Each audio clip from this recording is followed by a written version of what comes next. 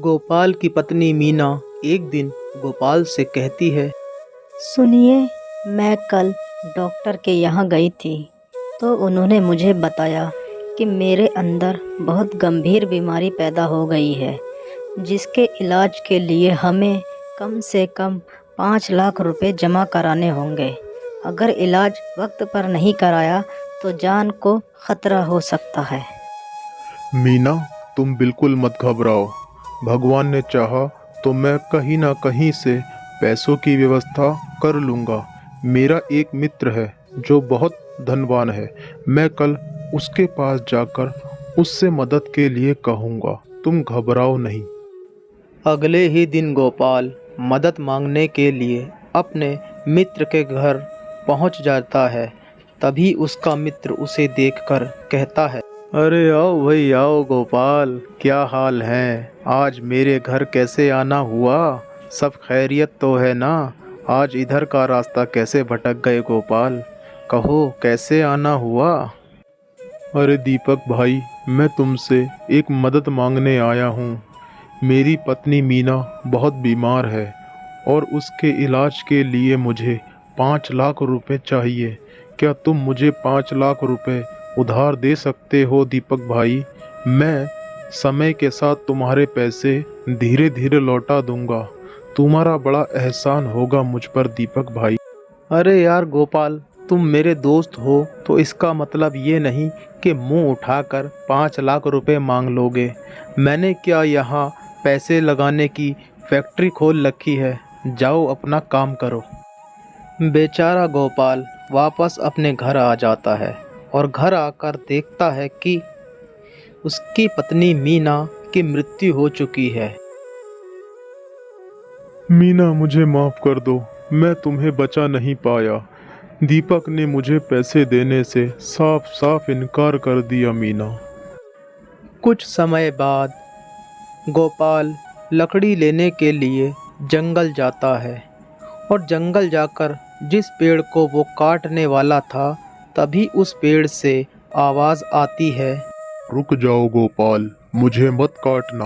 मैं एक जादुई पेड़ हूँ और मैं तुम्हारे बारे में सब कुछ जानता हूँ।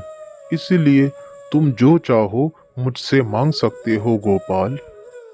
ठीक है पेड़ महाराज, मैं आपको नहीं काटूंगा।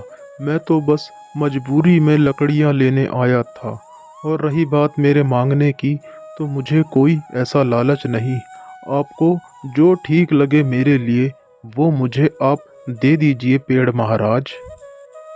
ये लो गोपाल, तुमने मुझे प्रसन्न कर दिया है, इसीलिए अब तुम कभी परेशान नहीं रहोगे। आपका बहुत बहुत धन्यवाद पेड़ महाराज, जो आपने मुझे इतना सारा धन दिया। मैं आपका आभारी रहूंगा। कुछ ही समय बाद उस जादुई पेड़ से मिलने वाले धन के कारण गोपाल धनी व्यक्ति बन जाता है और उसका घर भी आलीशान हो जाता है। यह देखकर उसका मित्र दीपक आश्चर्य में पड़ जाता है कि गोपाल के पास इतना धन कहाँ से आया। वो कहता है कि मैं अब इस बात का पता लगाकर रहूँगा। तभी धन्य है वो जादुई पेड़ जिसकी वजह से आज मैं इतना धनी व्यक्ति बन गया हूँ और मेरे पास अब बहुत सारा धन है। मैं उस जादुई पेड़ का जिंदगी भर आभारी रहूंगा। अच्छा, तो ये बात है। उस गोपाल के पास धन कहाँ से आया, अब मुझे पता लगा। मैं भी कल जंगल जाकर उस पेड़ को काट कर सारा धन निकाल लूँगा। पैसों के लालच में आकर दीपक कुल्हाड़ी उठाकर उसी पेड़ के पास जा पहुँचता है। रुक जाओ, मुझे मत काटो।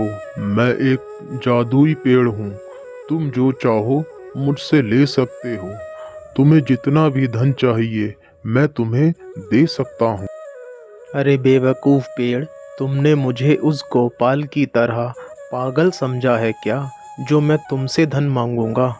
मैं तुम्हें काट कर तुम्हारे अंदर से सारा धन निकाल लूँगा। मुझे तुमसे धन मांगने की ज़रूरत नहीं। अब तुम कटो। मैं तो तुम्हारी नीयत पहले से ही जानता था। लेकिन फिर भी मैं तुम्हें एक मौका दे रहा था। तुम्हें धन तो क्या, एक फूटी कौड़ी भी नहीं मिलेगी। अब देखो मैं तुम्हारे साथ क्या करूँगा। ये लो। पेड़ की शक्ति से दीपक नीचे ज़मीन पर गिर जाता है और तभी उसका मित्र गोपाल वहां आ पहुंचता है और कहता है, हे पेड़ महाराज, मेरे मित्र को क्षमा कर दीजिए। इससे गलती हो गई।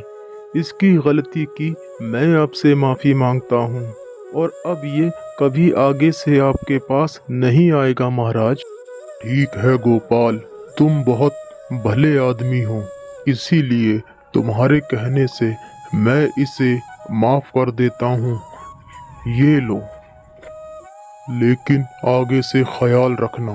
आपका बहुत बहुत धन्यवाद पेड़ महाराज, आपने मुझे माफ़ कर दिया। ये गलती मैं अब कभी दोबारा नहीं करूँगा। मैं अपनी गलती पर बहुत शर्मिंदा हूँ पेड़ महाराज, मुझे क्षमा कर दीजिए। और इस तरह दीपक को अपनी गलती का एहसास हो जाता है।